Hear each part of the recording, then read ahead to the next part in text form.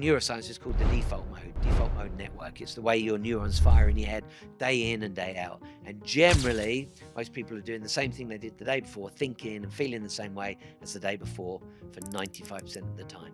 So what are the three non-negotiables for resetting your life? So one is change, be ready for transformation.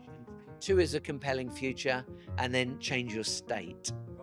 What would be the right way for them to start their day? Right. Most fundamental tool I give is called CYT. Catch yourself thinking. Because you've now recognized that the world is a mirror of what's going on inside you. You've got a beard, right? You have hair. If you decided you wanted to get rid of that and be clean shaven, you wouldn't shave the mirror. You shave yourself and the mirror changes. On today's episode of Working On It, I'm joined by Paul Beck.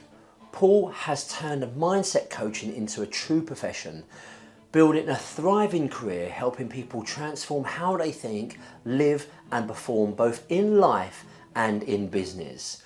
What makes Paul so powerful is his ability to simplify some of the most complicated areas of the mindset and turn them into practical, real-world solutions.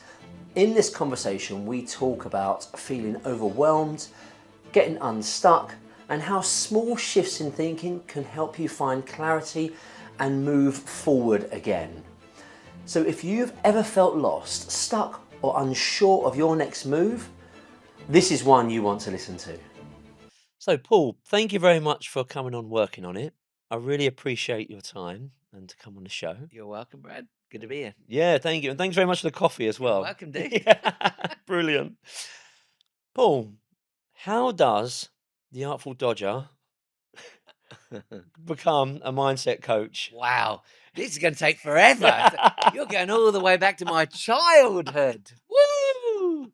So I could probably do an hour on this. Oh, okay, right, okay. Job done, right? Yeah. So yeah, as a youngster, in school I got into acting, and I didn't know. I just looked interesting, and now that I'm older, I've reflected on that quite a bit, and I understand why. So I didn't have a particularly great childhood, and I think that the acting gave me an opportunity to play characters and escape myself. Wow. That's what happened at an early age, and because of that childhood, I wanted to escape from home. So I went to London at an early age, and then when I was 20, I went out to the Caribbean. So again, I was kind of running away, and it's true for my sister too. She ended up in the USA. So we're both kind of running away from our past. We just wanted to get away from it all, and I landed on my feet. So funnily enough, this is an important part of the story because if we get onto this type of content later, it will be a good example of why I believe in the stuff I believe in. So I decided I'm going to go work on cruise ships, and everyone's like, "How are you going to do that? How are you going to get to the Caribbean?" It just seemed impossible to my circle of friends. So I bought the stage, started looking through that, and within days there was opportunities on cruise ships. Yeah. So I'm like, brilliant, I'll go do that. And so I started auditioning, and everyone's like, what are you going to do? And at the time, Michael Jackson was very popular then. I was doing robotics. And so I used to go out Moonwalk? busking. Yeah, moonwalking. Moonwalk, When okay. we Love did to see robotics. that. I say we, because my best friend and I, we'd go out on weekends and we'd go busking. We'd make about 60 quid an hour. Wow. And this is back in the 80s. So we're like, this is fun. Yeah. And we were good at it. Anyway, so we went to the cruise lines as these robots, or robotic mimes, we decided to call it. Anyway, Costa Cruises, an Italian cruise line, very famous these days. They have a multinational clientele. And so for them, they suddenly found an act that didn't matter what language you speak, it's entertainment. Right. So we got the blooming job. And then when we got onto the ships, it became very, very clear that there was a lot more money to be made. And if you wanted to do other things, so we started DJing. And then the more work that we put in, the more opportunities opened up. And I decided in my first year of being there, when I was 20, that I want to be the cruise director. He's the guy making all the money. Wow. And he was making a lot of money because you tell the clients where to go shopping, cut back. You tell the clients where to go buy their shore excursions, what trips to take, cut back. Yeah. Backhanders. Yeah, yeah. And so I decided that's what I wanted to do. And everyone was saying to me, you're not going to be able to do that. You have to be 30 to be a cruise director, probably 25 to be an assistant cruise director. Well, fortunately for me, somebody put a book in my hand. His name was Fernando Fernandez, the singer on board. And he put a book in my hand called The Power of Positive Thinking, which today is very dated. It's from the 1950s. And even then, I didn't love it because a lot of religious quotes in it, a lot of biblical quotes in it. But it kind of started a little fire. And I was like, that's interesting. I've never heard this sort of stuff before. And of course, these days, everyone's heard of positive thinking. It's Yeah. widestream, mainstream. But then that led me onto the power of the subconscious mind. Boom! That changed everything. And I came to the understanding that you can become anything you want if you can control your thinking and your emotions. And so I started to do all the work. And within 2 years, I was cruise director, not assistant cruise director, Straight to the top. youngest cruise director in the world. Yeah. It changed my life. And over the next 4 years, I made over £1 million. So I'm like, From cruise director. from cruise director because there's all this going on. Well, we started a water sports Wow. company. We had helicopters running up and down the beach, and then we were just getting all the money. We bought banana boats, hoops that people would go behind on the speedboats. Yeah. So we just kept piling up all these ideas, and the money just compounded and compounded and compounded. And of course, in those days, being on a cruise ship was tax free. I could only come back to the UK for 8 weeks a year. Oh, that was worrying. Yeah. So why would I come back? Yeah. So life was brilliant. So then that just continued the journey. And then I met my wife on the ships about 20 years later. Decided we want to get off, have kids. So I left the ships, and everyone said, "Oh, you'll never leave the ships. You never give up this sort of money." But I was determined to, and I used the same set of skills that I'd learned to move into TV. And then I got into television. That proved to be very successful and lucrative for me. But once the kids started coming along, I decided I've got hundreds and hundreds of books on mindset. Told you it's a long answer. Yeah. No, You no. wish you had the ask now, hadn't you? No. Please Yeah. carry on. Why I'm did loving I it. ask that question? So ultimately, It's brilliant. This is gold. ultimately, what happened was I wanted to write. I wanted to save my kids from reading these hundreds of books and learning about it. I thought, what if I condense all that information so that they can live the life of their dreams faster, quicker, easier? And so I started writing stuff. I didn't really know what I was doing, but I was like, I've got to be able to help them. And then my friends came up with conversations at dinner, that sort of thing. And they were like, you got to teach me. And so that's kind of what led me into coaching. And so 15 years ago, I started coaching. I went and got fully trained, started to learn about trauma and all sorts of things because the mind is an incredible thing. It's the most powerful tool we've all got. It's incredible. It is. And so then I just started coaching. And when I first began, I was crap. But I was following what everyone teaches you to coach. You just ask questions, ask questions, ask questions. But that wasn't enough because I knew that people, if you just ask them questions, what are they really learning? And there are times when people need a tool, they need guidance, they need something. So I broke away probably about 10 years ago. I had the courage to change what I was doing and do it my way, not the way I've been taught. And so I kind of think of myself as a hybrid coach. So I coach, but I train as well. So the training is the information, the coaching is the transformation. And so it's these two have come together, and it's just got busier and busier and busier. Now my books are full. I have a waiting list. So I'm very fortunate. And then another big change, last one, last No. bit, last bit. Please carry on. One-to-one is great. And of course, if you push your ticket price up, it's still very lucrative. But the people I really love and help don't necessarily have a lot of money. So I don't want to charge obscene amounts. And then I'd probably end up working with celebrities, and I have nothing against celebrities, but they got plenty of money. They can get someone else to help them. I want to help people that were like me, maybe had a bad background, working class, didn't know what life was about, and I could enlighten them and help them see the world through a different lens. That's really what I do today. And then I decided the only way to do that and make this pay enough money for me to live the life that I'm accustomed to was to go one to many. And so then I went through the training, which is kind of how I've got to meet you. And now I do online, I do all sorts of retreats. There's loads. So the one to many is, pays the bills. And then the one to one is really my passion. Phew, what a long answer, eh? What an answer. That was, yes.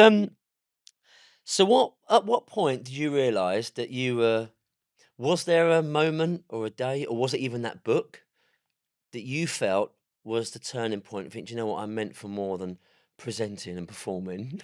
I, I Let me help others with what I have. I think I always knew because the reason like I wanted to go to the Caribbean and I didn't have to be the Caribbean. It was just what came along. But I just knew I wanted to escape what I was living.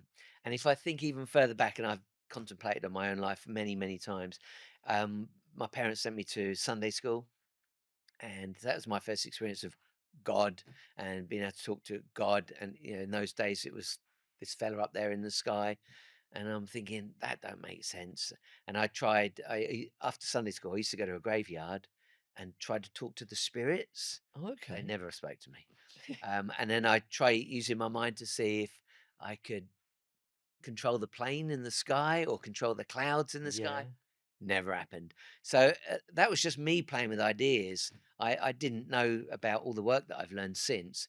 But so there was definitely something at an early stage where I thought, I think it was because of what was going on at home that I just wanted a different world. And something inside me told me that you can do more. There's a lot more power to you than you understand. So it was around at a very young age. And then it was just uh, I was lucky enough to get into the National Youth Theatre. I was the youngest member that ever been in. I was 14, you meant to be 15. And so that was a big boundary that I broke. And I thought, you can break some rules here. And then I think when I got into the cruise ships and those books supported everything I wanted to believe, but didn't necessarily know it was true or thinking maybe I'm crazy. I'm the only person that thinks like this. And then reading these books suddenly supported all my ideas, so made them concrete.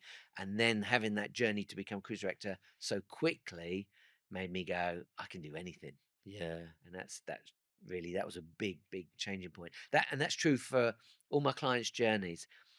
You can help people and you can give information, but that information, until it translates to an experience where they suddenly go, oh my God, it's not words anymore, it's happened. What you told me is true. Once they get evidence to prove to themselves that this stuff works, everything changes. And in fact, before I came on this today, I had a call at 7 a.m. with my first client, and they've just had a big breakthrough moment. And it is such a joy when they get there. See, and I think with that though, like what you said about the child thing. So what I found is like a lot of the guests that have been on, some like really successful, like sold businesses for millions and so on. But something they've done in their younger years has transpired into how they've done business or what they've done later on in life. And it's really funny that something when you're a child can shape the rest of your life. Oh, yeah. I mean, what do you think about it? Is that Oh, possible? It just it's seems absolutely coincidence, no, but you're you're like, absolutely you know, correct. So we most people don't like to hear this analogy, but we are very much like computers. And so think of your brain as like being a hard drive, and you're just learning information, learning information, learning information. But of course, you use that information then to guide you. So if you've had a bad experience as a kid, that can mess you up, right? Here's the important part: you get the choice. We've all got this choice at any point in our lives to believe it or not. So my dad, for example, ex-military guy, um, used to beat me, tell me I was shit and I'd never be anything. And so I decided not to believe him. In fact, it was the opposite. It was the most empowering thing ever because I made up in my head that I was going to prove him wrong. mm. So what a great driving force is that? And so at 26, when I'd made £1 million, I'm like, now who's stupid? Yeah. So that was a big, big driving force for me. But unfortunately, my sister had a different impact on her altogether, and she really struggled. So even though she'd run away, it was actually she had a first child who was a boy, and it didn't affect her too much. But when she had a daughter, it reminded her of her own past, and so big explosion in her head. Mm. So she struggled for many, many years. She won't mind me sharing because it's all true. And then when she got to 50, I'm 60 now. When she got to 50 about 8 years ago, she was just in a place where she was open to help, and she's been able to turn a giant corner, and now she's thriving. So it Wow. took her a long time, but it just That's a long time, isn't yeah, it? it's just where you get to that place. So again, I got books put in my hand. Some people would have read those books out, what load of bollocks. Yeah. But I read them and thought, this is what I've been looking for. This is it. Yeah. And so I pursued it, and I was relentless because I wanted to change my life. Yeah, I think with that, the mindset thing there, though, because so many people could have gone down that negative road. Yeah. You hear it all of the time, don't you? It happens so much. But with that, I think there was a story I heard the other day. Do you know what? I can't remember where I heard it from now. But it's all to do with mindset. And there was two bricklayers. I don't know it. Two bricklayers. Well, it wasn't you that told I me was then. Irish and one was Scottish. No, no, no, no, no. And there was two bricklayers, and the guy went up to one of them and said, "Oh, what are you doing?" He goes, "Oh, I'm just laying bricks." And then he went up to the other one and said, "What are you doing?" He goes, "I'm building the cathedral." And it's just that switch in mindset, that vision of what's possible, Yeah. all of a sudden changes your outlook. Because I bet that guy with just laying bricks probably went home and think, okay, another day. Yeah. This other guy probably went home so excited because I'm nearly at the end of my vision. Yeah. This cathedral is starting to take shape now. Yeah. And it's having that mindset, isn't it? That vision, that power Well, of the mind. that's exactly what I've written a framework. You know, I told you I was originally did it for my kids, but it's grown and grown and grown, and it has evolved dramatically over the last 10 years.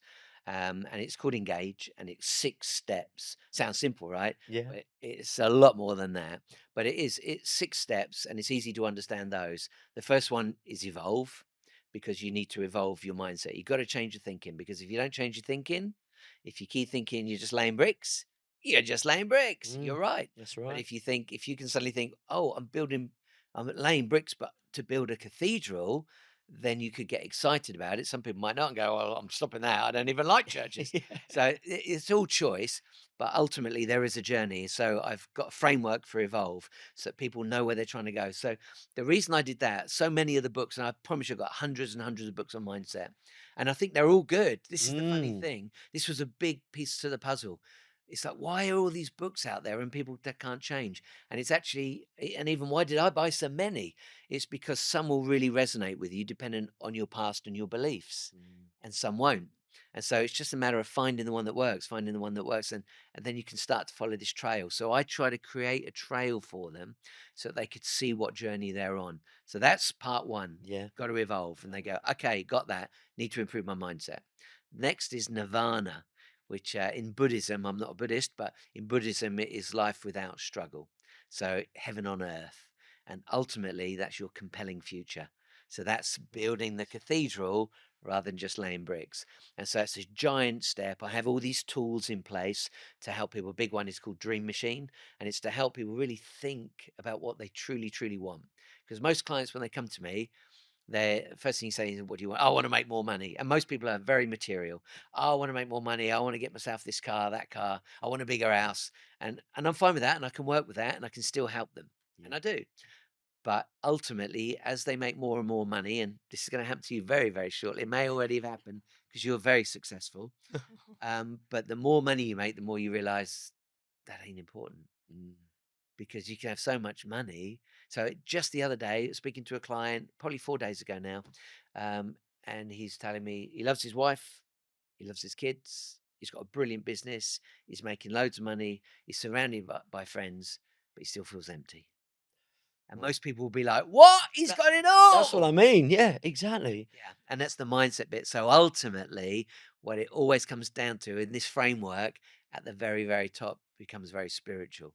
So you don't have to go there to Yeah, get all the material stuff in the world, but if you want success and fulfillment, you need to go to the top to get the yeah. bigger picture. So we might as well finish Oh yeah, yeah, yeah. So yeah. so Nirvana is a compelling future. Yes. So yeah, anyone thinking, oh, what do I want in life, or they feel like they're stuck and they're going round and round in circles, they haven't got a compelling future. So Yeah. that's important. That's your like your north star, and that will pull you in a particular direction. I always talk about having it other people centered too, because when you've got family involved, friends involved, and they don't need to know, but if you're trying to make a load of money so you can help mum and dad who haven't had the greatest life, or help your kids have the better life, then there's much more of an emotional wind involved with Yeah. that. So then G, this is really important. This sets me apart from many, many, many other coaches. G is for grace, and that's an entire system in itself. But grace is important because what happens when you've got this compelling future and you know where you want to go, you suddenly realize you're not there. And now you're miserable because I Yeah. ain't got that. And Yeah. you're only going to be happy when you got that. So just a few years ago, Americans called out, reached out and asked if I could help with midlife crisis. And it was really, really interesting. I accepted the project. It was a big, big convention in the US. And it really made it clear to me that people have this blueprint in their head of what they should be like. And most of this is conditioning, ideas they got from mum or dad or school or a boss or inspired by somebody else that's doing really well. Yeah. And they're thinking, yeah, I want that. But what happens is because they haven't got it yet, they become miserable. So the key to success is to live in what I call a state of grace. And grace is the system to do this. It's being happy right here, right now, moving towards your goals. Yeah. Yeah. Earl Nightingale said something like, progressive realization of your success is where the happiness lies. So that progressive realization. So be happy now. Know you're in the perfect place. Yeah. Yeah. And you're going to make more money. You're going to get the job you want. You're going to create what it is that you're after. But if you can get up in the morning and be excited and be like, yeah, here we go again. I'm Yeah. building the cathedral Yeah. rather than I'm just laying bricks, Yeah. then you're going to enjoy every day. Yeah. So grace is important. And then after that, we go into action. Yeah. So action is very important because I'm not one of these people who say, "Yo, just lay in bed or sit in your chair and think about it, dream about it, and you'll Yeah. attract it, and it will come into your life." No, Get get out into out the of bed and universe. do something. That's why we're here, right? Yeah. So I do believe we're spirits in a human experience, and the beauty of being a human is that we can do things. We can Yeah. get up, we can move, we can talk, Yeah. we can inspire. Yeah. So you've got to go do stuff. So action's got to be taken. Inspired action is the best way to go. And then we go on to grit. So grit is very important because it's resilience. Yeah. And most people would like to think that once you get this stuff down, life's easy. But it's not, it's full of challenges. And even my life, even though I'm enjoying life to the max, things will come along. I could be sat at the traffic light, someone drives the car into me. Yeah. Well, you got to deal with it, right? You can't just live this beautiful life and nothing happens to you. You'd be bored as hell. Yeah. So then you come up with new challenges. I want to scale the business. I want to double the size of the company. You just keep coming up with new ideas, and there will be challenges. And sometimes you feel like you're losing. But once you understand grit, grit is all about understanding that it's not failure, it's feedback. And so you're constantly pulling yourself together and knowing you'll find a way. It's just a challenge. You Yeah. might need to go over it, you might need to go under it, you might need to go around it, but there's a way. Let's go find it. And then finally, E is for education because you never stop learning. Even today, I have two mentors and you just keep growing. I think if you stop growing, you stop living. So continually growing. And I have found, I heard the saying many, many years ago, the more you know, you realize you know nothing. Yeah. And That's that it. has absolutely become true for me.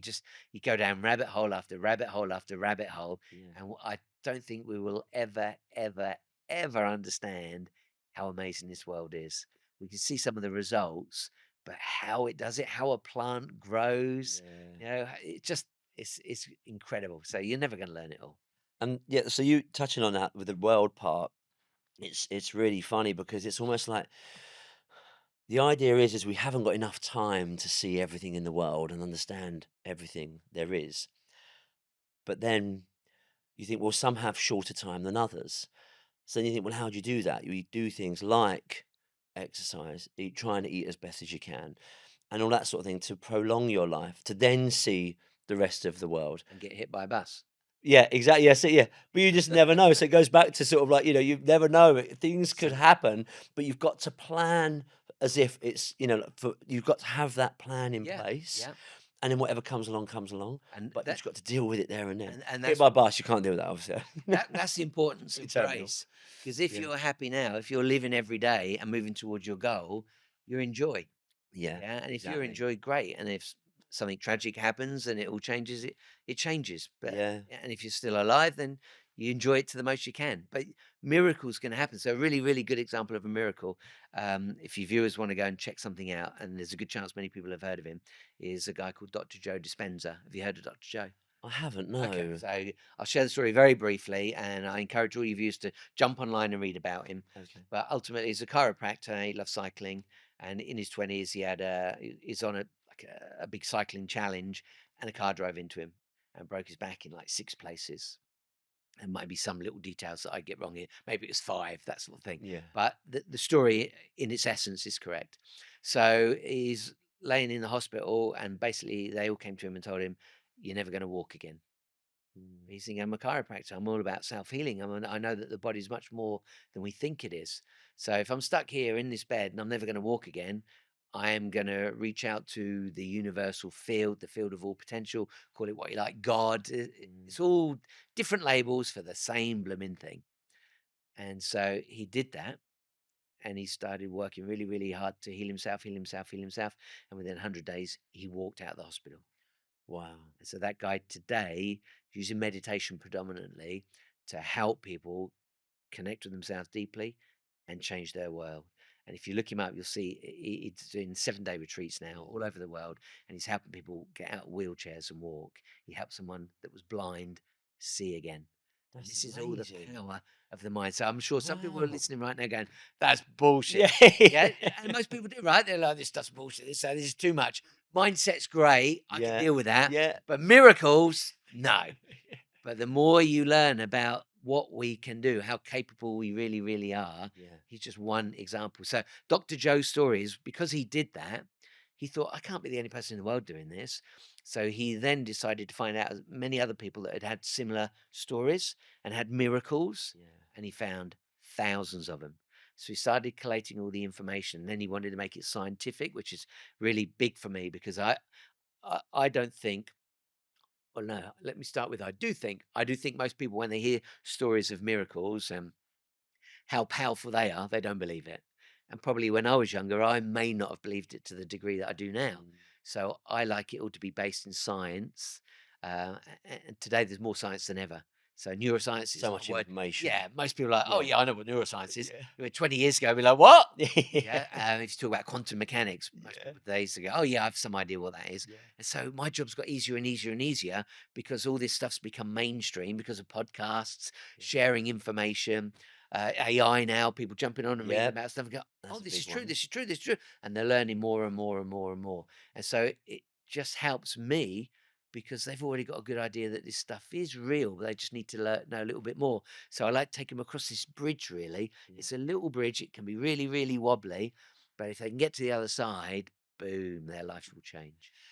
You say about you have it backed by science, Yeah.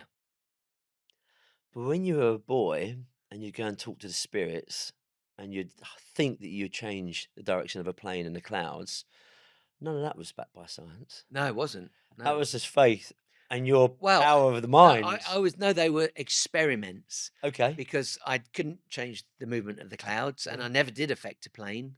So for me, that proved to me, oh, there isn't, it's not true. I don't know where those ideas came from. Yeah. I'm presuming it was, they've been at Sunday school and they're talking about God and maybe they said how powerful we are or a spirit. And I'm thinking, if I'm a spirit, I should be able to do this, that, and the other. I used to go uh, and sit under an oak tree. I used to call it the thinking tree, and I would just lay under this tree and go think and talk to it. Yeah. And you got to bear in mind what was going on. I won't dive into it, but not having a great time at home. So Yeah. I'm looking for other ways to communicate with the world Mm. and to find happiness in myself. And talking to a tree seemed to work. And I Yeah. don't know, most people might be like, Many "That's people weird." do, Yeah, maybe they And I do. do believe there's some sort of connection in that as well, I Yeah. do believe so. Yeah, I can totally get But that. all of those early experiences proved to me that none of it was true. Yeah. Yeah, so I guess I had grit and I kept thinking about it might be, it might be, it might be, and I kept trying, trying, trying. I'm just looking for a better way forward. And even in the early days, it was mostly like those books. The Power of Positive Thinking is the 50s. The Power of the Subconscious Mind is from the 1960s, and even that one has some biblical terms in it, but it was more about faith and the Bible rather than science. Yeah, and today there's a big term about the language of mysticism is science is now the new language of mysticism. Yeah, Right. so most people, you don't need to believe in the mysterious. You don't have to have that faith because now science is proving it, and most people like the idea of proof. That's our Yeah. logical side of our brain. Yeah. So maybe I was more right-sided. The right side is the creative side, and maybe that's why I wanted to be an actor and escape my life Yeah. because I was more right-sided as a kid and Certainly became far sound more left-sided.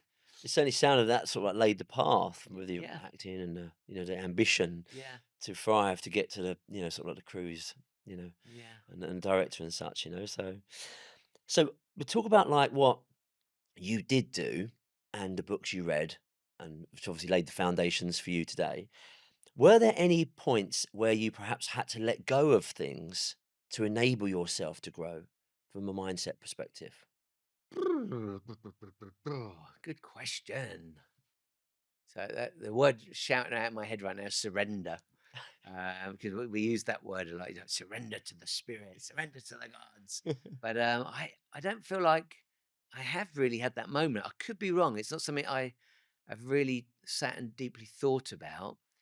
I think it's more of, for me, I am an evidence gatherer, and I've just been able to gather evidence, gather evidence. So I like to talk about my life. Even today, my life is like an experiment, Mm, and so I don't want to teach anyone anything unless I've tried it. And so I just keep proving to myself, this works, this works, this works, this works. And then when I find that something really, really works, I try to create a tool that I can share with other people. So, and I like the word tools because it's more tangible. yeah, Where when you ask people just to believe you and trust you, that's not tangible. So it's like, oh, what do you mean? yeah, Yeah. And I think that's probably a big problem with religion for many people. It's like, believe in this God, believe in this invisible force. mm, But invisible forces are very powerful, and I like to give examples of that because ultimately your mindset is an invisible force. that's true. Your thoughts are invisible. Your emotions are invisible. You only experience them because you think you can hear and see your thoughts in your head, and you can feel your energy and motion in your body. So you feel like they're real, but actually you can't see them.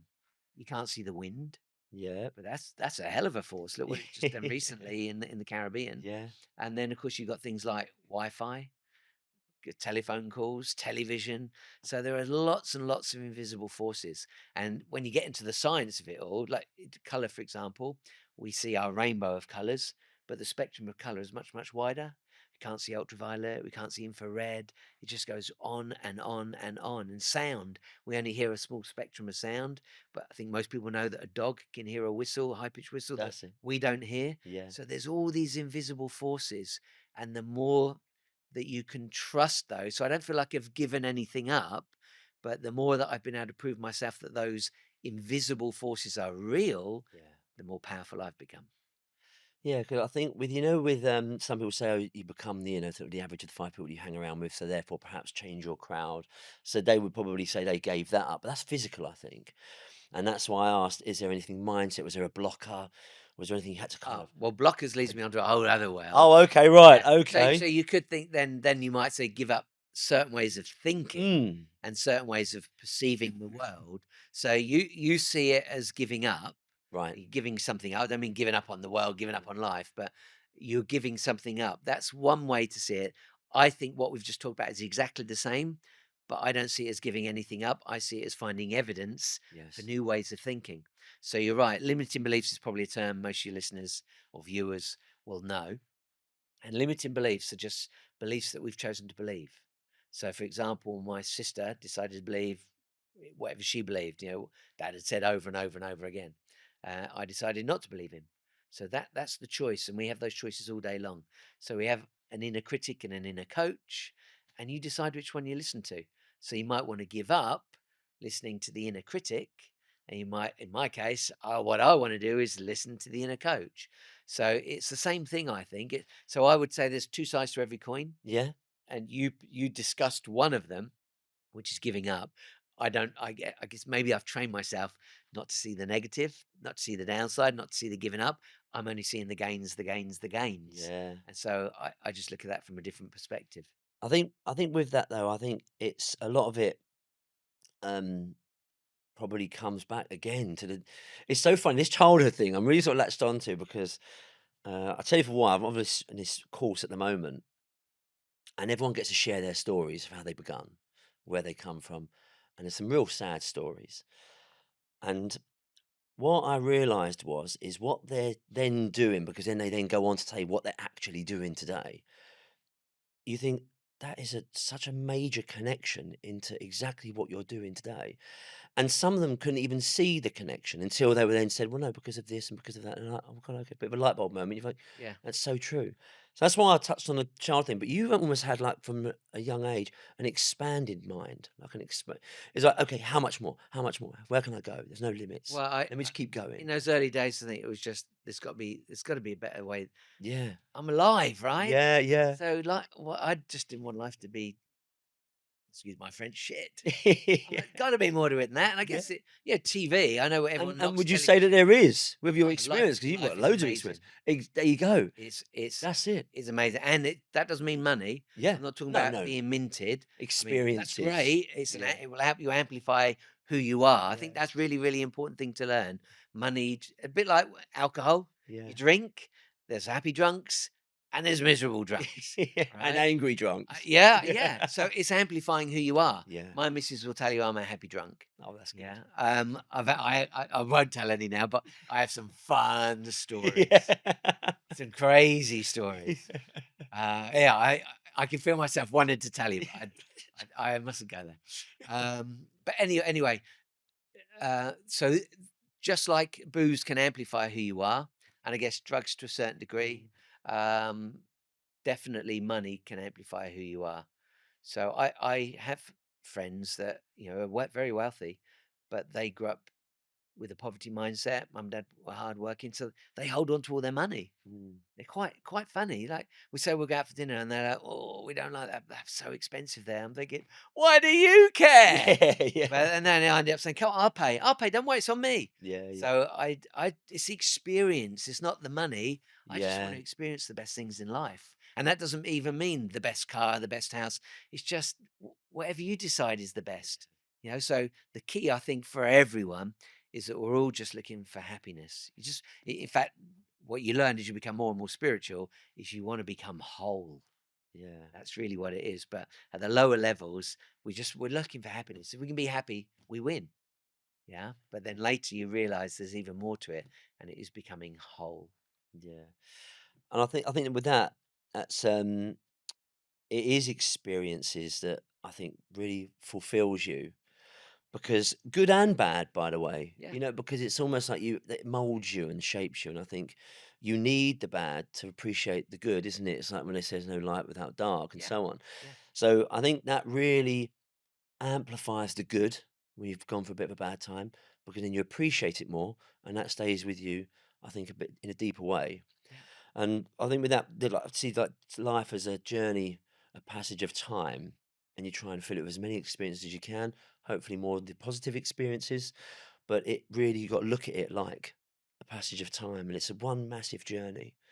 And that's why I think, with you say like the cars and that sort of thing, like I've had like my cars, and years ago I always wanted a particular car, and I got it, and I was like, okay, great. And after, okay, the excitement did last for a little bit more than a couple of weeks. It lasted Yeah. about a month. But then you think, okay, right, next. Yeah. And that's the thing. I mean, but when you have a great time with somebody, the people you love, or you go on a great experience, like you say, like cruise and these great countries, that stays with you all of the time.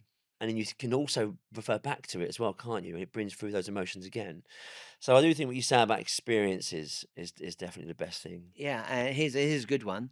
So it is experiences, and most people, let's say most people, they work hard and they get a holiday a year. Maybe they're doing all right, they get 2 holidays a year. But this is where mindset comes in, because you could be somebody that you're working really hard, and if you're fulfilled, you go on holiday and you love it. You have a brilliant time, and you might even be thinking about work in the back of your mind, but you have a great time. And then you get back to work and off you go again. But then you'll find some other people that have just got all these worries and they're not a happy person. They've got all these problems. They go on holiday to escape it. Mm. But even while they're on holiday, it's still there. So there's a very famous saying in the coaching world, in mindfulness actually, wherever you go, there you are. And that's because you can take your thoughts with you. You take your emotions with you. So if you're a miserable person, you don't matter where you go in the world. You can go to Mexico on holiday. Just been Mauritius for a couple of weeks. You could go in Mauritius and you'll be miserable. And you could be in the restaurant, and there are things you could pick on. It's all mindset again. So I'm looking for as much joy as possible. I'm looking for smiling faces. I'm looking to talk to people and hear their stories. So I'm very interested in other people. I'm very curious. And so they open up and talk to me Yeah. because they're like, somebody's interested in me. Yeah. And people just gush. Yeah. Um, and then you get somebody else that's just picking holes in everything. Well, the breakfast wasn't that good. Oh, this was wrong in the room. Or, well, I saw a bit of dirt on the beach. You're like, come on. Yeah. So mindset bleeds into absolutely every area of your life. Relationships be a big part of that too. Yeah, I So bet if because you're that not a happy person, then you're just gonna, if you're unhappy in yourself, you're probably gonna have an unhappy relationship. Well, and as you say, that kind of bleeds into the person that you're with, isn't it then? Yeah, You know, definitely. so yeah. I mean, so when do you get anyone come up to you, or perhaps on your courses or your calls, and they say that I'm lost, I'm stuck? Yeah, a lot. Yeah? Yeah, a lot. And okay, so how what would be your advice from there and where would you go? Right. So engage. So Okay. I can explain to them about the evolutionary journey. Probably wouldn't take a deep dive on that at the time, but I like them to know that they've got to change their thinking. So it is step one. And the moment they go, okay, yeah, that makes sense to me, and it generally does. People know if you keep thinking the way you're thinking, you're going to get more of what you got, right? Mm, So this is the journey we're going to go on, and I generally don't take them all the way to the graphics, a mountain, and because the higher up you go, the more you can see, the better the view gets, and you see the bigger picture. mm, Whereas when you're lower down on the mountain, you can only see where you are and things are tough. So the mountain's a metaphor as well. And of course, at the bottom, there's many, many more people here that are struggling, have a difficult mm, time, not enjoying life. And there's fewer and fewer and fewer of us as you go up higher and higher and higher saying, life's great. yeah, So that's part of it. So you immediately go, okay, I'm happy. I want to change my mind. I want to change, and that's the key word: change. You've got to change. So you talked about earlier about giving stuff up. I guess you've got to give up what you're doing, and I'm going to teach you new habits, things that you can now do to move in the direction of what you want. So then Nirvana is the first key. What is it that you believe will make you happy? What are your goals? What do you want? And then generally, I don't accept the first answers because, well, if I made this much money, I'd be happy. Okay, but what's that going to get you? What's that going to get you? And we go deeper and deeper and deeper. What is it you really want? What is it you really want? And then they come to the essence of it. And that probably is, well, I just want to be happy, or I want to sort out my relationship. I want to have kids. I want a better job. It comes down to something simple like that. So then that becomes the real goal. So let's go after that. yeah, So now that we know where we're trying to get to, and it doesn't matter to me what the goal is. If they're like, I want to make £1 million, great, let's go for that. But we might need to bring it down first because if you're making 60 grand a year, the chance of going from 60 to a million is slim. yeah, But if you're on 60 grand a year and I say, let's go for 120, most people are like, yeah, double my income, game on. And that is much more of a reality for them to believe. And that's a big key part here because you're limiting beliefs. If you're like, well, like, no way I'm going to go to a million, is there? It's bullshit. This is bullshit. This is bullshit. You're not going to make it yeah. because you don't believe you're going to make it. That's So right. you're not even going to have the drive to try. What's the fucking point in trying? So getting the goals right is really important. And I have a big process in place to help people achieve that. So now they've got their nirvana. The next one, grace. How can we get you happy now? So we really got to dig down and find out what it will take to find them some joy now. And a few tools that I share with clients is to immediately get them to start paying attention to their own life because they might think they're quite a happy-go-lucky person, and they ain't. Yeah. Yeah, they might say, "Yeah, I'm quite bubbly," and you're thinking, "You're fucking miserable." Come on, I've been sat here with you for a long time, and I can see you're miserable. You can't see it, but and it happens a lot.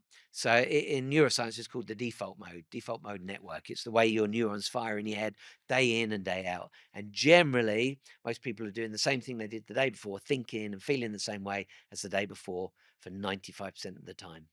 Wow. So today is going to be a repeat of yesterday, and repeat of the day before, and Yeah. repeat the day before. But neuroplasticity, and again, I encourage your viewers to go and read about this, Google it, AI, do whatever they want. But the more that they can find evidence to go, Paul's right, the more they believe it, the faster we can change them. So neuroplasticity is the fact that our brain will change in any way we want. So we can literally train it in new ways. And the key to that training is then once you get a new idea in your head, you've got to believe it. You haven't got to believe it to start with. You've got to think it over and over and over again, which is kind of why affirmations were very popular back in the 50s and 60s and 70s. Yeah. Even the 80s, affirmations were big. And they're to a certain degree, they work because that repetition is getting you to think something new. But if you don't believe that, you're saying, oh, money comes to me easily and effortlessly. Money comes to me easily. And then really you're going, that's bullshit. But Yeah. you're saying it, it ain't going to work either. So again, that's the key to my role is to find out what is enough to stretch them to go, well, I can believe that. Yeah. and then we can start moving them forward. And once they believe that bit, then we can open up and get to this bit, and then we can. So it is evolution. So that's why the first step is evolve, Yeah. and they can see the changes. And then at some point, they're very likely to get a light bulb moment and go, "Oh my god!" And it's that evidence. They've now proved it to themselves that this stuff works. Everything changes. Now I can't remember what your question was. Yeah. No, no, no, no. It was, did it come to you lost or stuck? You Oh answered yeah, it really, yeah. really well. So Oh, no, that okay, was it. great. Yeah. But So lots of people do come to me and they're stuck, and it's because they're stuck. You've just explained it, yeah. or maybe I explained it. It's the fact that their thinking and their feelings don't change. Mm, So you can imagine it. If it's 95% of the time that we're thinking and feeling what we did the day before, we have this 5% opportunity to change our lives. yeah. We've got no chance then, right? So there's often a graphic shared around in the community of an iceberg. And so it's that little bit at the top that That's you get to right. see, but your subconscious mind, the stuff that's going on in the background, making your heart pump, blood, pushing the blood around your body, doing all the things you do. I mean, you go to the cupboard and you get biscuit and you don't even think about it. You get in the car and drive to work, you don't even think about it. Yeah. We call that autopilot. And so we got to break those patterns. So with, if you mention that you have to say it to yourself continuously, is there an argument to be had that if you keep saying it to yourself, then eventually you will believe it? Well, Is there there something is and there behind? isn't. Right. So yeah. So if it was too big, like I'm going to make $1 million this year, I'm going to make $1 million this year, I'm going to make $1 million this year, Yeah. Like, and you're not getting any obviously evidence, and you're like, realistic yeah, in a this is bullshit, sense. then Yeah. it won't help. But the repetition is really important. And so really what you're doing, I like to call it pivoting. So two sides to the coin. Yeah. And I actually have a little meter that I send my clients. So they catch themselves thinking, and if they can see that they're being negative, they just got to pivot. Okay, you've caught yourself thinking. So now you know you're in this negative spiral, you're being negative, or you're thinking, I don't know why I'm even doing this, or this isn't going to work, or they just call the wife the missus all the time, Yeah. that sort of thing. There's lots of little nuances. All they got to do is pivot. And that pivot would be like, okay, so if that's a negative version of it, what's the positive side?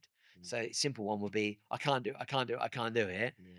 I'm going to pivot into I can. So what supports the fact that I can? And most people, they know they can change their thinking if they want to, Yeah. but if their habit is that they constantly tell themselves they can't, they can't, they can't, because of a trauma at childhood, because of something a teacher said, because of something an ex-partner said, and they hold on to that. That's when you said letting go, that will be it. They got to let go of those thoughts. So again, really in my head, I'm not talking about letting go because then I'm even putting my attention on what I'm letting go. I want them to pivot onto what they do want. That's really key here. Focus on what you do want, not what you don't want. Yeah. That will change everything.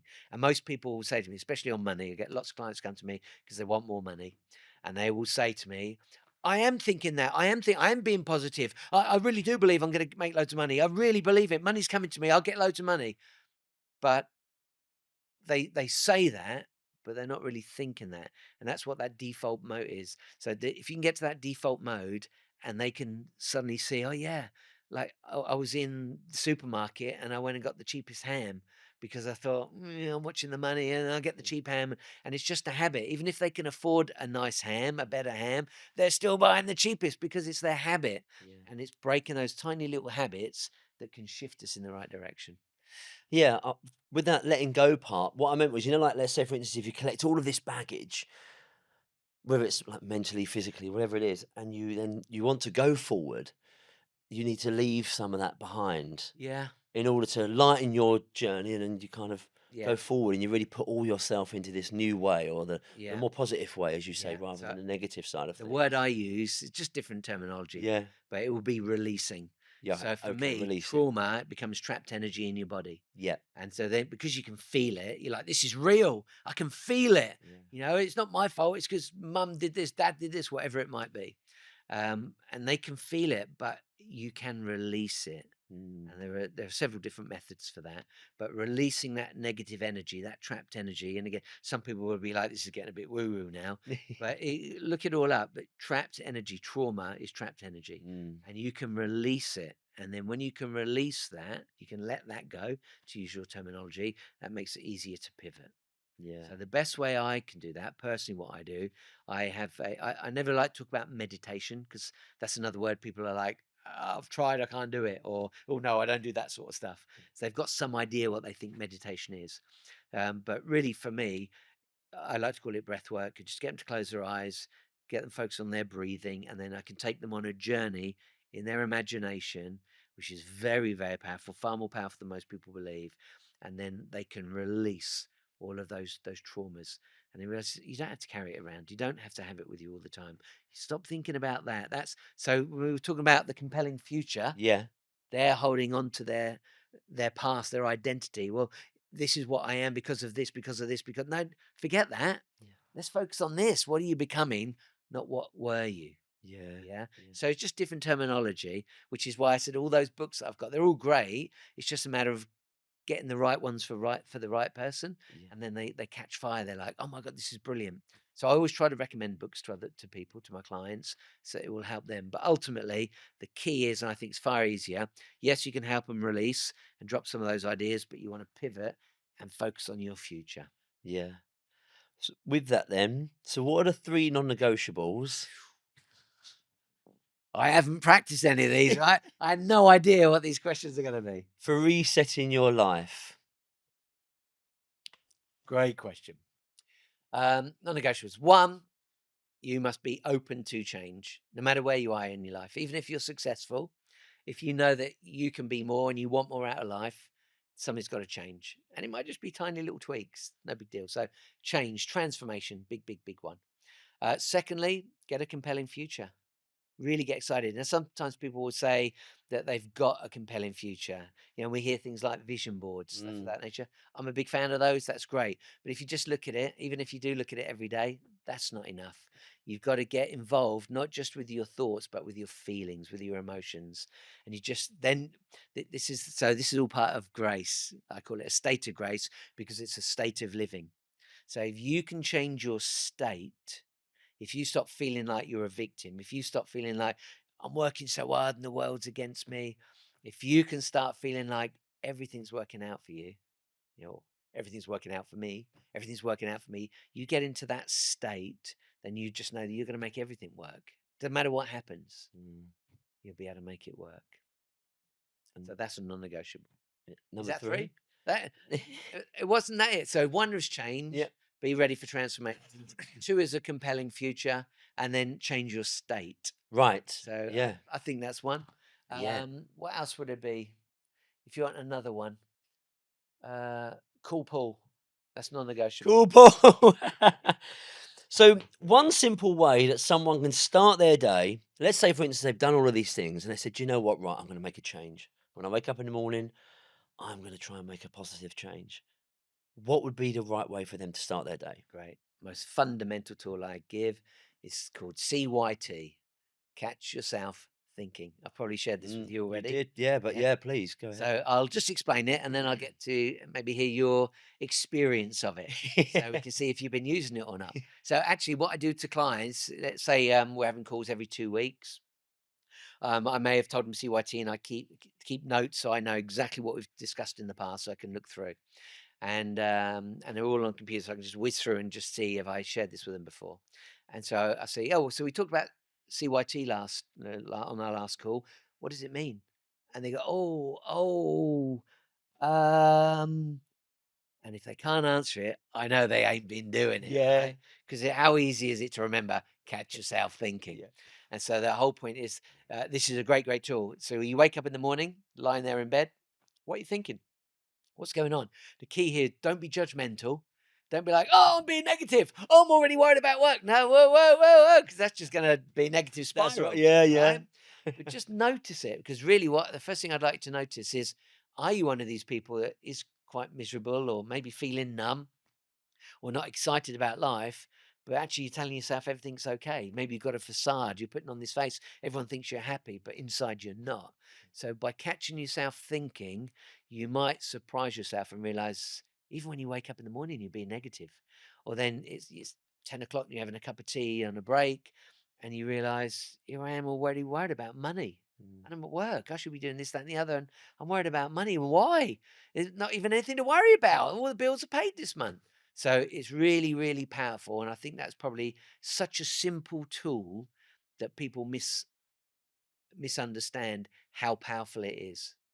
So I think it's easy to think, oh, that's easy to do. But if you don't do it, it has no power whatsoever. But the more you do it, and I still do it today, the more you do it, the more powerful you become because the more you do it, the more it becomes natural, it becomes a habit, it's a new habit. And you catch yourself thinking, whoa, what am I doing to myself? And then in a deeper conversation, I can tell you why it's important. But then the quicker you can catch yourself, the quicker you can pivot and the quicker you can move in the direction you really want to go. so with that, if you said you caught yourself thinking and you were tending to go down a more negative path, would it be at that point, once you've caught yourself, almost redirect yourself? Is that what you're saying? Like, so, Yeah, yeah, pivot. Yeah. right, okay, So now I'm thinking about what I don't want. So what do I want? And right. then Oh, again, okay, that's a good I one. Yeah. have tools that I share. I'm not giving everything away today, No, no, no, of but course. I have tools that I Might share. start my own course.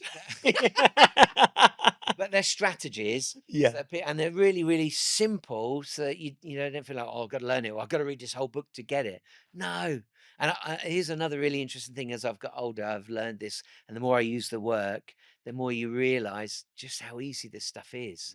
But the problem is, most people don't believe it because of what we've been taught. So mum and dad, it's not their fault. Mums and dads will teach you the way to be what they think is right. Even if you've got good parents, they might tell you money doesn't grow on trees, things of that nature. Or you've got to work hard. You've got to go out and get yourself a good job.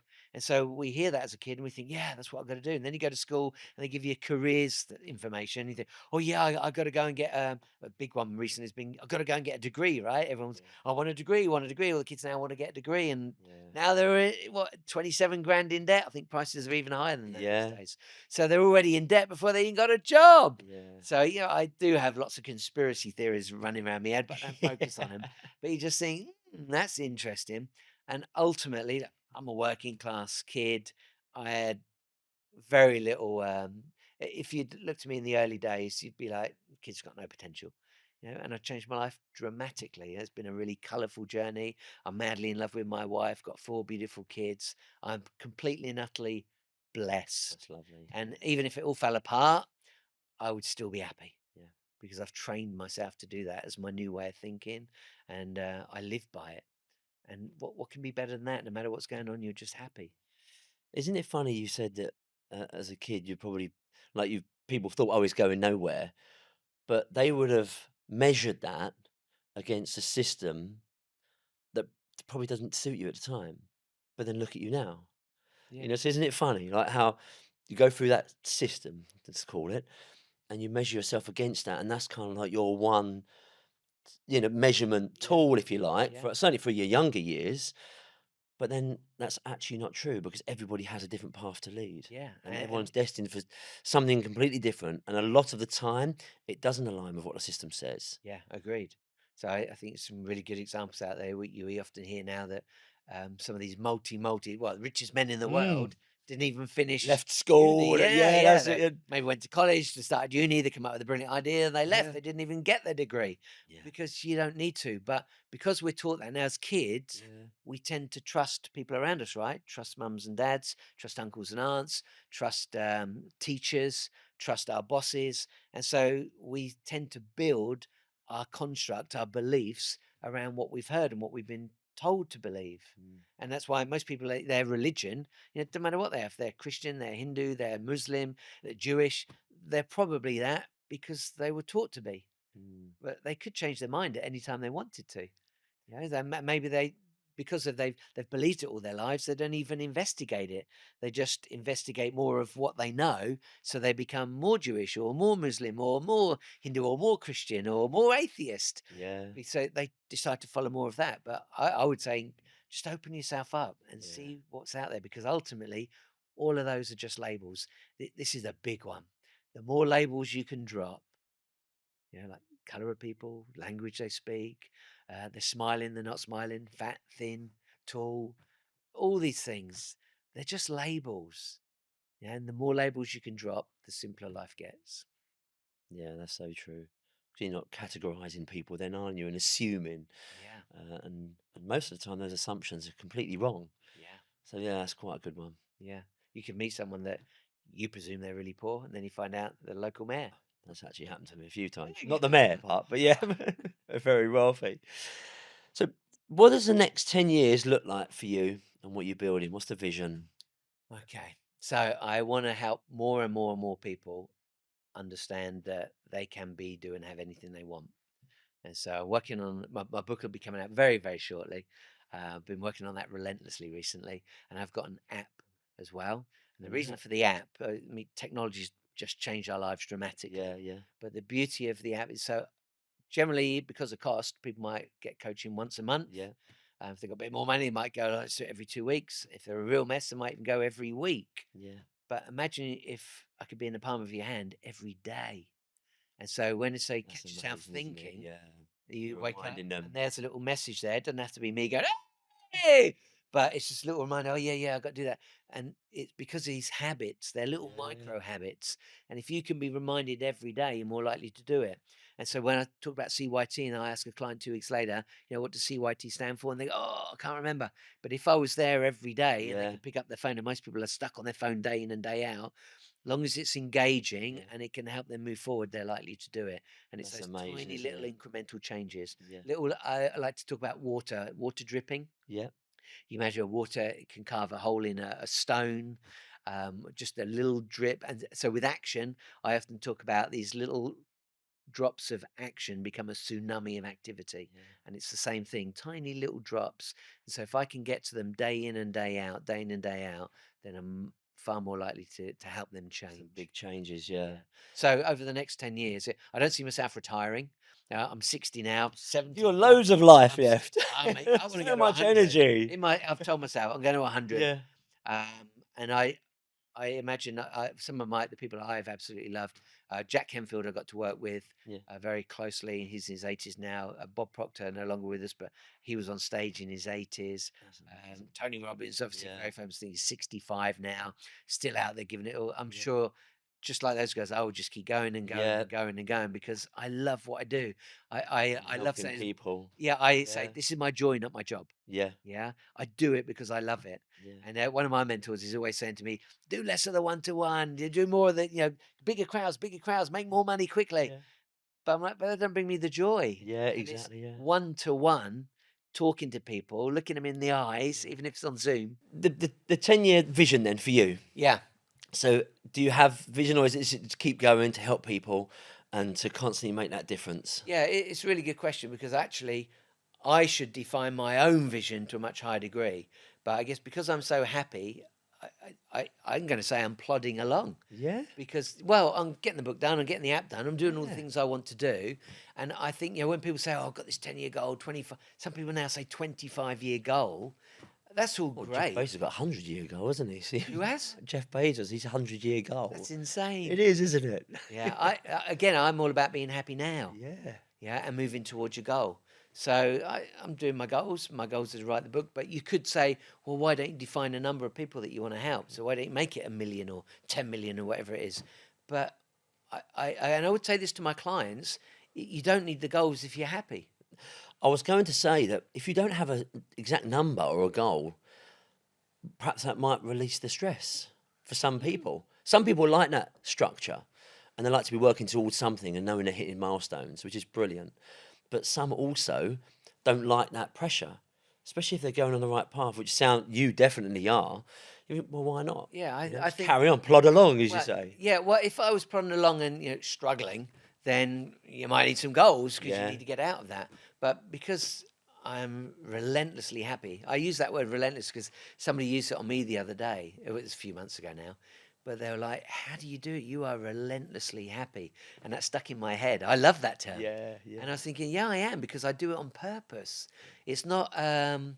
It's not a facade. Even if you meet me outside of here, if I'm not in front of a camera, I love life. yeah. Yeah, I train myself to love life. I will always find the best that there is. I'll milk it for everything there is. And so if I'm loving life and I've got some idea, I just want to get old gracefully and keep helping people, keep helping people. Books are full, got a waiting list.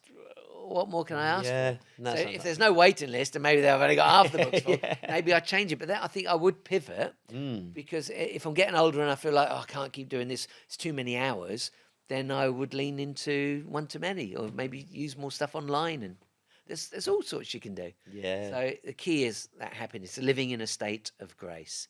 And I told you I experiment, Yeah. so I'm living my own system. That's brilliant. Yeah. Yeah, and I have a compelling Living future. proof that it works. Yeah, compelling future is get old gracefully. See my kids grow up, help them wherever I can, keep my relationship going great with my wife. So, what else do you want? I have got a picture actually of the next house we want. Saw a dream house. And I'm like, I want that. So that's on the vision board. Cars. It's it's just stuff. It's not Why not? important. It's You're like, enjoying day by day, yeah, and I'd like to have that you're next. really loving life. So that's brilliant. That's the goal, isn't it? Yeah. Just loving life.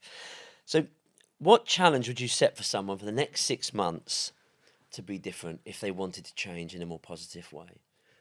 I'm only struggling with that because I treat everyone individually.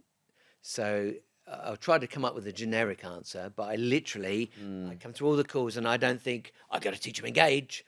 What you thinking today, and then we get talking, and then dependent on what they're thinking, I learn more about them, what they believe in, spiritual world or religion, what their goals are, if they're money orientated, if it's all about making much more money or finding happiness. It depends on what they want. But ultimately, over a 6 month period, what I'll be guiding all of them to is finding that change. And so it would all come down to evolve. So, dependent on where they are and what their experiences are, what their values, their self identity, their beliefs, experiences they've had in life, that will determine where they are on my chart evolve. So, I'll go through the 8 R's. Yeah. I think I did it at the beginning. No, I didn't do it fully. I remember I didn't do it fully. So, it's a mountain. Yeah. Love the And way you use mountain, by the way, not triangle, because mountain is like vast, isn't it? It's and it's huge. all part of the journey. So I Yeah. do a 12-month program, and it's called the Superheroes Journey. So I actually teach my clients to become superheroes. Hero is one of the strategies that I use with them. And the better they get at it, they become a superhero. Tell them to put on their cape, and we create a character for them so they can step into that. Why? Because if they start feeling like they're Superman or Batman, and it's their own version, Yeah. they've all got their own names of themselves. But if they can start to see that superhero, that best version of themselves, then they can step into it. Yeah. And if they can step into that, they think differently and they feel differently. And so that's really important. In fact, even on your own journey, don't want to share too much now, but you're scaling your business dramatically. Yeah. And I think we had a discussion about the fact you have to think like the CEO. Yeah. So lots of people love to um, focus on what they're really, really, really good at. But anyone that's going to scale has got to start thinking differently Mm. because they're going to have different issues, different things. They're going to have to delegate, give up some Yes. of the jobs that they Yes. enjoy doing because they've got to look at the compelling future for their company Mm. and they've got to focus on that and work out how to get there. Yeah. Yeah. So that's the key. The 6 months is literally oops. Sorry, viewers. So the key is I'll go through the 8 R's. I think they'll find it useful. So at the bottom is self-repression. And repression is the worst place to be. And in fact, on the graphic is a mountain, and at the bottom is a forest of trees. And it's because when you're in self-repression, that is a combination of depression, which is your thoughts. And I know people will argue, well, it's the chemicals in my head and unbalanced that. But actually, your thinking creates chemicals. Again, jump online and check this stuff out. Your brain is a chemical factory. So if you're thinking happy thoughts, then you're going to be pumping the happy hormones into your body. If you're thinking negative thoughts, you're going to be pumping the negative thoughts, energies, chemicals into your body, like cortisol, for example. So there's lots of information on that. People can read that. And so your thinking can make a big difference. Um, so self repression is depression, and the other one is suppression. So we talked about releasing the trauma in the Yeah. body. If you don't release it, that's suppressing it. You're keeping it in, and so you're stuck. And that is the darkest place to be. So on this mountain, it gets lighter and lighter scales of grey Yeah. until you get to the top where it's white, like a snow cap. But at the bottom is really, really it's surrounded by these trees, and that's because there's a famous term. We can't see the Light through the trees. The light through trees, Yeah, yeah, or that's can't it. see the wood for the trees, Yeah, something of that nature. yeah. But ultimately, Actually, my terminology is what you've just said. yeah, You're looking up, and there's all these leaves, and there's so much foliage that you can't see the light. yeah, So it's a dark place. So the next one up from there, which is where most people are, is self-restriction. And they're in this loop of self-restriction. It just goes round and round and round, and that's why they feel stuck. And so for me to be able to identify that to them and explain what this loop is, that's a big light bulb moment. And people are like, oh my goodness, I get it now. And so I teach them, this is, you got to break this first one. We have to break this pattern. It's just a pattern that goes round and round and round and round. And self-restriction feels like you've got your foot on the accelerator, you're trying to do more, you're trying to get more, but then you've got the other foot on the brake, and it doesn't matter how hard you try to go, you just feel stuck. that's a good way of putting it. Yeah, Yeah. yeah, So that's self-restriction. And I call it self-restriction because it's you. You know, often there's a big term that gets used. Oh, you're getting in your own way. You probably heard that. yeah, I'm sure your listeners have heard that. And you are. You're the one stopping yourself. And really, it's the limiting beliefs. So, how do we get out of these problems? How do we get out of repression and restriction? First thing is self recognition. CYT, catch yourself thinking, is a perfect tool. It's a fundamental tool that I use for people to start watching, observing, becoming aware of their own thinking. yeah, So, once you can recognize your patterns, like the loop of self restriction, then you can deal with it. But most people don't even see it. Most people don't stop and think, what am I thinking today? They don't. They just yeah. think it's just the way I There's am. no time I as well. can't help it. Yeah, It's just the way I am. yeah, Bollocks. It's just the way you decide to be. yeah, And so recognition is the first step. That's absolutely key. And then the next step is self regulation. And you've got to start regulating those habits. That's habits of thought, habits of emotion, habits of action, your behavior. Yeah. So I have all sorts of tools to help them do that as well. Then we move into self reflection. This is really important. And some people now will start getting into, oh, he's getting woo woo. But again, if woo woo. you go online, you can read all about this stuff. Yeah, So, self reflection isn't about reflecting on your own life. I call that self analysis and self inquiry. Self reflection is coming to the understanding that the world out there is a reflection of what's going on in here. That's big. mm, Right? And so when people first hear that, that's a bit too far for them. And so that's why I like to take them myself. layers. Definitely, I help everyone with self recognition and regulation always. And so all my clients will get that level. But actually, when you get to these next two, they're just a deeper version of self recognition and self regulation. So once you come to recognize that the world is a mirror of your thinking, if you're thinking that, you know, life's hard, or you got to work hard to make money, and you realize that's what I'm getting, you realize the world is reflecting back at you what you're thinking. And if you can change your feelings, your thoughts and your feelings, you will change the reflection in the mirror. Mm, So I mentioned earlier about the guy I was speaking to at 7 o'clock this morning. Our conversation began because he just had this huge, it was a legal case, and it panned out the way he expected. And even though we discussed it prior, yeah, he realized it did turn out the way he expected.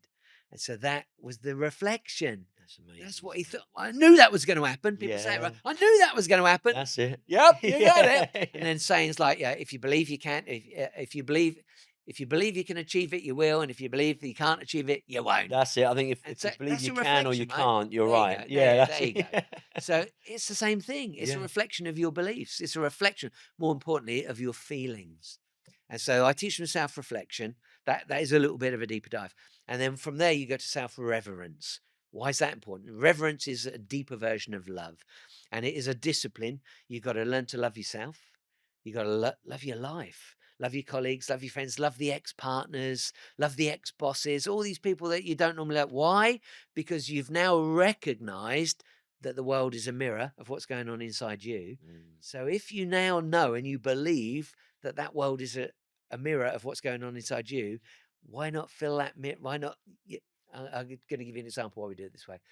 You've got a beard, right? You have yeah. hair. If you decided you wanted to get rid of that and be clean shaven, you wouldn't shave the mirror.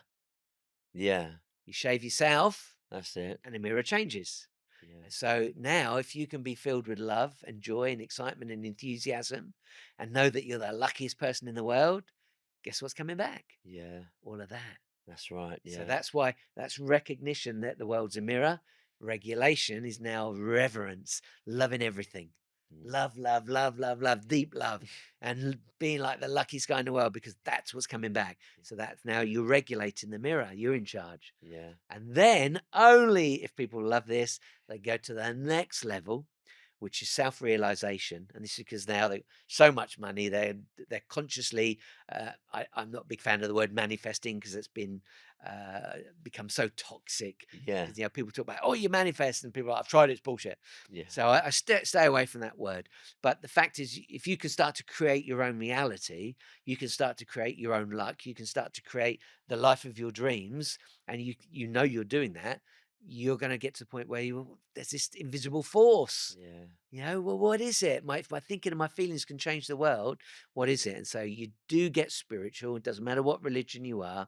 And so the first thing is self-realization.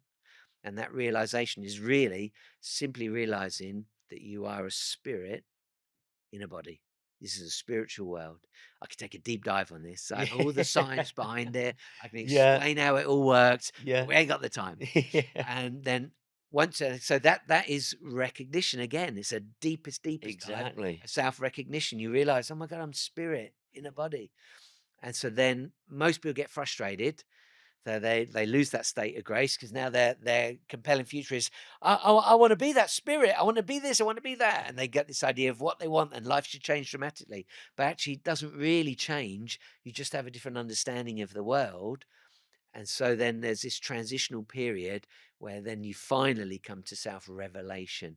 And it's once you can bathe in this self-realization and you can start to chill and ease off and realize that there's so many invisible forces going on, a much bigger picture. You're at the top of the mountain. You can see the full view now. Oh my God, this is amazing. And it just takes that little transitional period for you to step into it. And then the universe reveals itself to you. Yeah. That's epic. That is, That's a isn't it? game changer. That really is. On that thing with uh where you sort of like you the mirror Yeah. and other people, etc., and love other people. I heard this quote the other day, and it was like, if you hold on to anger towards somebody else, it's like drinking the poison and expecting them to die. Yeah. And you'd think like they don't even know, they're probably having a great day, Yeah. but you're the one that's giving yourself a hard time. Yeah. And so that's really, like when you Same thing. mention that, even they might not even know that you're giving them lots of love. There's another one. Buddha said. I can Yeah. hear my wife laughing because whenever I say Buddha said, and she goes, "Is that true?" And half the time I go, "No." Yeah, yeah, But because you say Buddha said, people yeah. are like, "Oh, Buddha said." Yeah, that's it. Oh, Um, wow, well, it yeah, it must be must true be then. true. Yeah, yeah. There's so much bullshit on the internet these days. There's so many people say Buddha said, and it's Yeah. like, no, he didn't. And even other quotes, quotes by famous American presidents. And if you Google it, there's Yeah. even websites dedicated to disproving stuff. Yeah. So yeah, do be careful what you read on the internet. But anyway, um, Buddha said, if you pick up a hot coal to throw at someone else, Yeah. you burn your own hand. Yeah. Get it? You pick up the Yeah. hot coal, you're the one that gets hurt, not them. That's right. And that's the reflection, exactly the same thing as you're saying. Yeah. So reflection is good. I'll just not put context on it, but I think I'll give people an opportunity to play with it. So here's an example. I had a client, I have a client still working with him, who absolutely hated his job. He's got bigger aspirations, he's got a side hustle going already, but he hates his job, hates his boss. So if you're thinking that way and he's already onto self-reflection, the mirror, then of course that's going to keep coming back to you, and the boss is going to hate you more and more and more and more because you're reflecting that out, and he's Mm. going to feel that vibe, and it's not going to work out well for you. So I said, change it, go into work, and know that he's doing his best, and he's trying to help you. It's in his way, and you might not like his way, but he's doing his best. And then just offer to help more. Instead of hiding from him, staying away from him, leaving him alone, go in and see if you can help him. Maybe make his life easier. Anyway, he did that, and within a week, he's called me up going, "Oh my goodness, everything's changed. We're getting on like a house on fire. I can't believe it." And I hear example Brilliant. over and over again of how that works. Same with the wife. I think I mentioned earlier somebody calling their wife the missus. Yeah. And if you call her the missus, just think about what that really means. What's the image you've got in your head? It doesn't really. It's different for everyone, but to me, the missus is a little bit cold. It's a little bit distant. I never call my wife the missus. She's my baby. Mm. Um, I have lots of affectionate names for her, and I think if it's an affectionate name, then that's probably the way that you're framing her in your mind. Yeah. But because he's called her the Missus, so it became clear. I talked to him, and it's very clear that having a difficult time together. So I said, "You've got to change that. Start calling her by her name at least, instead of calling her the Missus. That thing over there. Yeah. Call her by her name." Yeah. It's an And object then, isn't it? yeah, I'm not That's the saying that thing. you can't. Of course, you can get divorced if it's not working out. It's not working out, but you can be nice to each other and be Yeah. civil. Yeah. So I've got quick fire round. Oh, Something I've brought in. oh, Here we I'm the go. guinea pig. I've kept it short. So Can I keep it short? So a morning habit to get your head straight. CYT. Catch yourself thinking. As soon as you wake up, catch yourself thinking, what's going on in here? I'm already thinking, what a bad day. I'm already panicked. Yeah. Okay. Next. Next, we're flying. I know you mentioned about every book has something that would connect to individuals because everybody is different, which is brilliant because it'd be a real bore if everyone was the same. But one mindset book that you feel everyone should read. Awareness by Anthony DeMello. Dimello. Anthony DeMello. So it will get you to understand that all the constructs in your head, all your ideas, your personal identity, your values, it's all bullshit.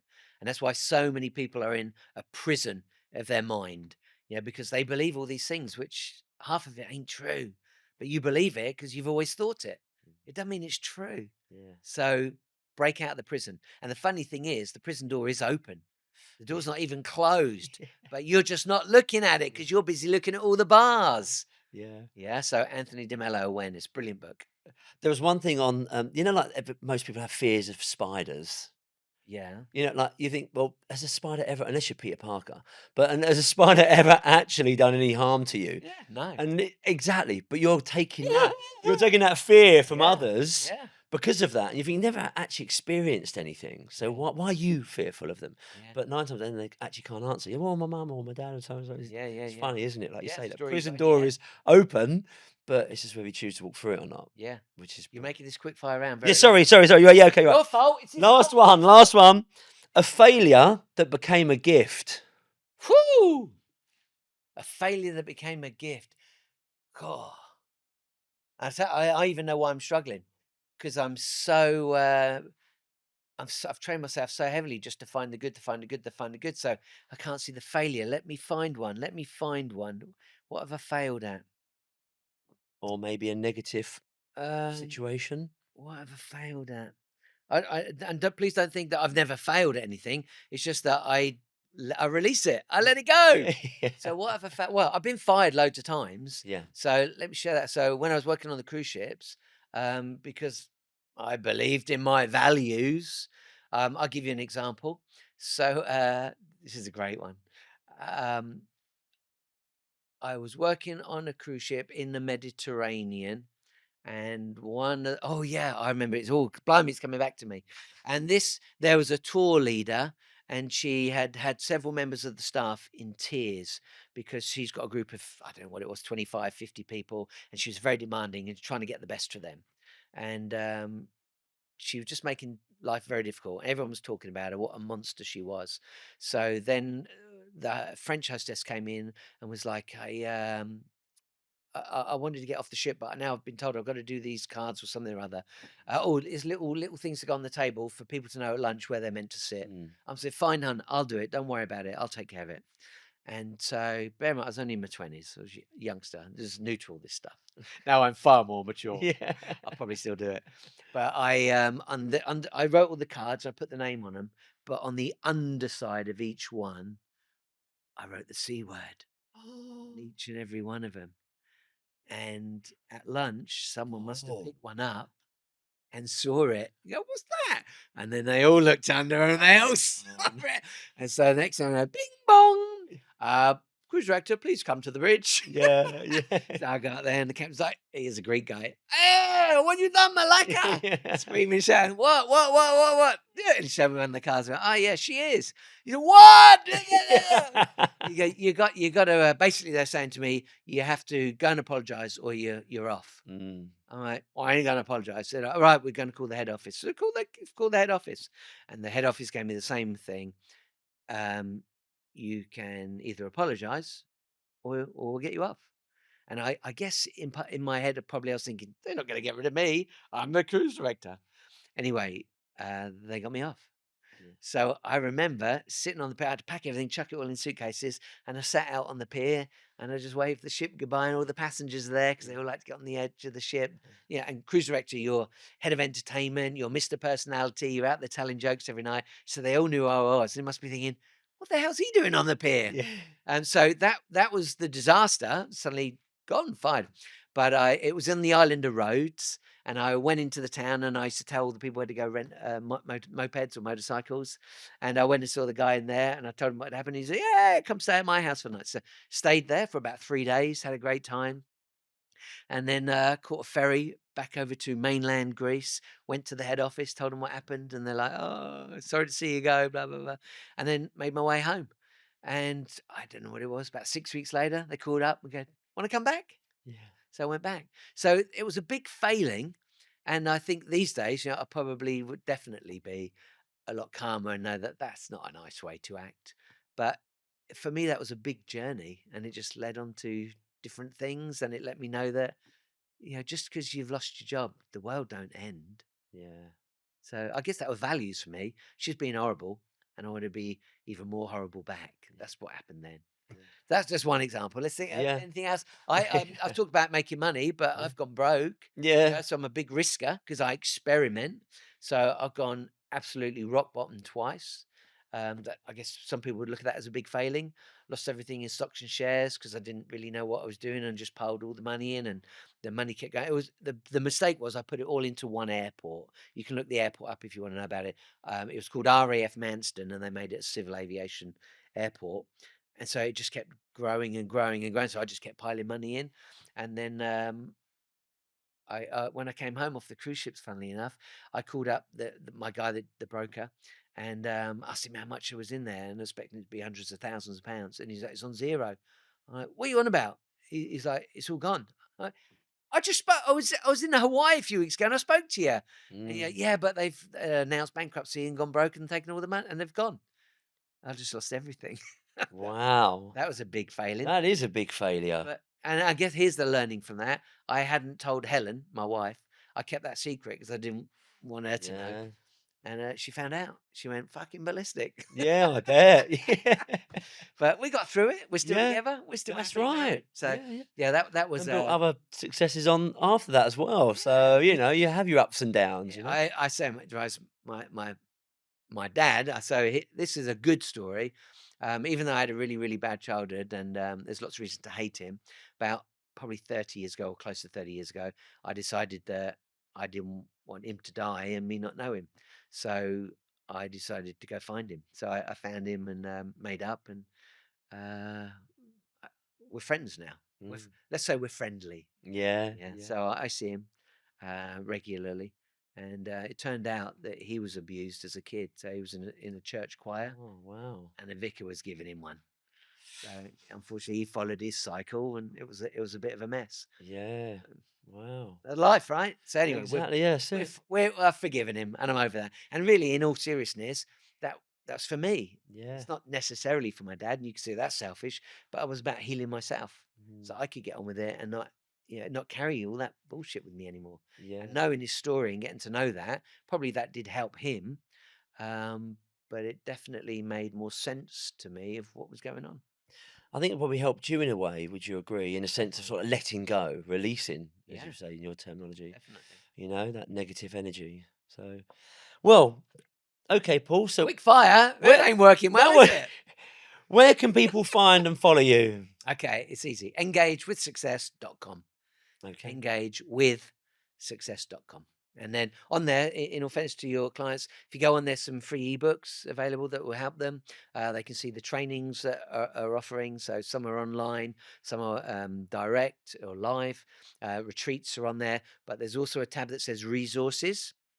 And so, if they don't already have people they like to follow, or they're looking for books that they would like, or documentaries they'd love to watch, the resources button lists all of that.